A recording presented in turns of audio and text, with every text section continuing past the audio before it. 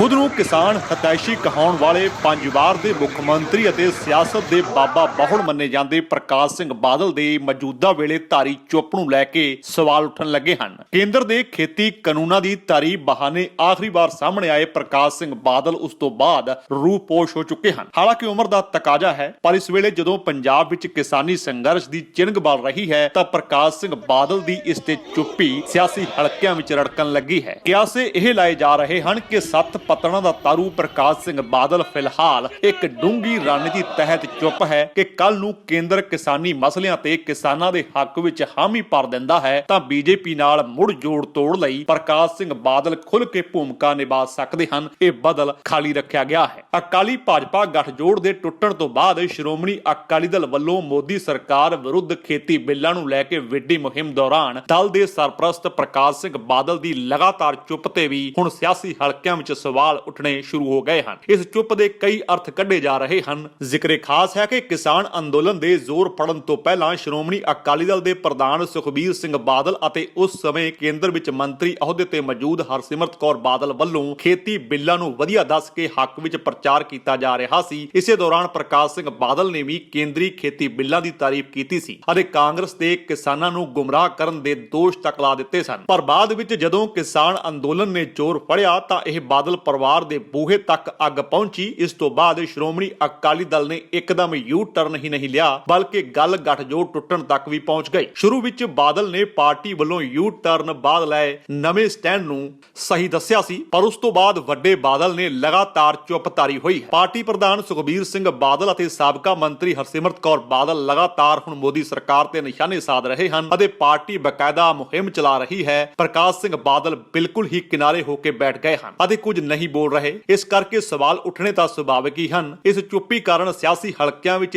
ਚੁਣ ਚਰਚਾ ਆਮ ਹੈ ਕਿ ਜੇਕਰ ਕਿਸੇ ਸਮੇਂ ਕੇਂਦਰ ਸਰਕਾਰ ਪਾਸ ਕਾਨੂੰਨਾਂ ਤੇ ਮੁੜ ਵਿਚਾਰ ਕਰਨ ਲਈ ਰਾਜੀ ਹੋ ਜਾਂਦੀ ਹੈ ਤਾਂ ਕਿਸਾਨ ਜਥੇਬੰਦੀਆਂ ਨਾਲ ਸਮਝੌਤੇ ਦਾ ਮੋਦੀ ਸਰਕਾਰ ਕੋਈ ਹੱਲ ਲੱਭ ਲੈਂਦੀ ਹੈ ਤਾਂ ਅਕਾਲੀ ਭਾਜਪਾ ਦਾ ਮੁੜ ਗਠਜੋੜ ਹੋ ਸਕਦਾ ਹੈ। ਇਹ ਸਿਰਫ ਵੱਡੇ ਬਾਦਲ ਦੇ ਦਖਲ ਨਾਲ ਹੀ ਸੰਭਵ ਹੋ ਸਕਦਾ ਹੈ। ਇਸ ਲਈ ਉਹ ਇਸ ਸਮੇਂ ਪੂਰੀ ਤਰ੍ਹਾਂ ਚੁੱਪ ਹਨ। ਸੂਤਰਾਂ ਦੀ ਮੰਨੀਏ ਤਾਂ ਵੱਡੇ ਬਾਦਲ ਅਤੇ ਅਕਾਲੀ ਦਲ ਦੇ ਬਿਕਰਮ ਸਿੰਘ ਮਜੀਠੀਆ ਵਰਗੇ ਕਈ ਪ੍ਰਮੁੱਖ ਨੇਤਾ ਤਾਂ ਪਹਿਲਾਂ ਹੀ ਜਲਦਬਾਜ਼ੀ ਵਿੱਚ ਗੱਠਜੋੜ ਖਤਮ ਕਰਨ ਦੇ ਹੱਕ ਵਿੱਚ ਨਹੀਂ ਸਨ ਅਤੇ ਕੋਰ ਕਮੇਟੀ ਵਿੱਚ ਉਹਨਾਂ ਆਪਣਾ ਪੱਖ ਰੱਖਣ ਦਾ ਵੀ ਯਤਨ ਕੀਤਾ ਸੀ, ਪਰ ਬਹੁਮਤ ਉਲਟ ਹੋਣ ਕਾਰਨ ਇੰਜ ਨਾ ਹੋ ਸਕਿਆ। ਅਕਾਲੀ ਦਲ ਤੇ ਭਾਜਪਾ ਵਿੱਚ ਕਈ ਪ੍ਰਮੁੱਖ ਨੇਤਾ ਅੱਜ ਵੀ ਮਹਿਸੂਸ ਕਰਦੇ ਹਨ ਕਿ ਗੱਠਜੋੜ ਟੁੱਟਣ ਦਾ ਦੋਹਾਂ ਪਾਰਟੀਆਂ ਨੂੰ ਹੀ ਨੁਕਸਾਨ ਹੈ ਅਤੇ ਅੰਦਰ ਖਾਤੇ ਕਿਸਾਨ ਮਸਲੇ ਦਾ ਹੱਲ ਹੋਣ ਤੇ ਮੁੜ ਇਕੱਠੇ ਹੋਣ ਲਈ ਤਰਲੋ ਮੱਛੀ ਹੋ ਰਹੇ ਹਨ। ਇਸ ਸਮੇਂ ਸ਼੍ਰੋਮਣੀ ਅਕਾਲੀ ਦਲ ਵਿੱਚ ਪ੍ਰਕਾਸ਼ ਸਿੰਘ ਬਾਦਲ ਹੀ ਅਜਿਹੇ ਨੇਤਾ ਹਨ ਜੋ ਅੱਜ ਵੀ ਪ੍ਰਧਾਨ ਮੰਤਰੀ ਨਰਿੰਦਰ ਮੋਦੀ ਜਾਂ ਭਾਜਪਾ ਦੀ ਉੱਚ ਲੀਡਰਸ਼ਿਪ ਨਾਲ ਗੱਲ ਕਰਕੇ ਮੁੜ ਗੱਠਜੋੜ ਕਾਇਮ ਕਰਵਾਉਣ ਦੇ ਸਮਰੱਥ ਹਨ। ਚਰਚਾ ਇਹੀ ਹੈ ਕਿ ਇਸ ਸਮੇਂ ਪ੍ਰਕਾਸ਼ ਸਿੰਘ ਬਾਦਲ ਪ੍ਰਧਾਨ ਮੰਤਰੀ ਮੋਦੀ ਜਾਂ ਭਾਜਪਾ ਵਿਰੁੱਧ ਮੋਰਚੇ ਤੇ ਨਹੀਂ ਆ ਰਹੇ ਤਾਂ ਇਸ ਲਈ ਇਹ ਲਾਜ਼ਮੀ ਹੋ ਜਾਂਦਾ ਹੈ ਕਿ ਪ੍ਰਕਾਸ਼ ਸਿੰਘ ਬਾਦਲ ਨੂੰ ਇੱਕ ਬਦਲ ਵਜੋਂ ਸਾਂਭ ਕੇ ਰੱਖਿਆ ਹੋਇਆ ਹੈ ਕਿ ਕੱਲ ਨੂੰ ਜੇ ਗੱਠਜੋੜ ਕਰਨਾ ਪਿਆ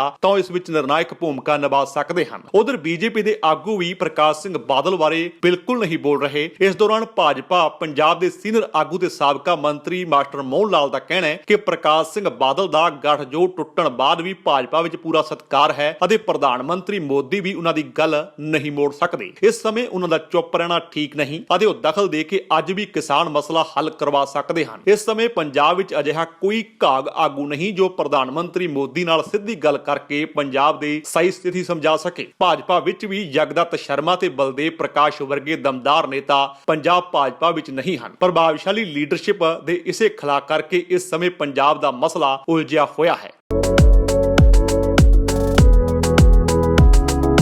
सत श्री अकाल जी, मेरा नाम गुरजीत सिंह है and we are located in Khan Market, Delhi. We are a high-end electronic gadget store with IT and surveillance.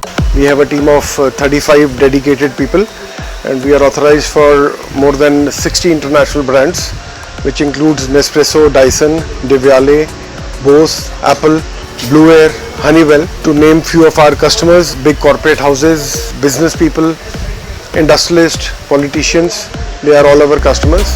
साढ़े कोल 5000 तो ज़्यादा सैटिस्फाइड कस्टमर्स है। साड़ी पूरी कोशिश है कि मैं और मेरी टीम इन्हां सारियां नूं बहुत ही वधिया इंडिया के अंदर बेस्ट टू बेस्ट प्रोडक्ट्स और best to best services provide कर सकीए।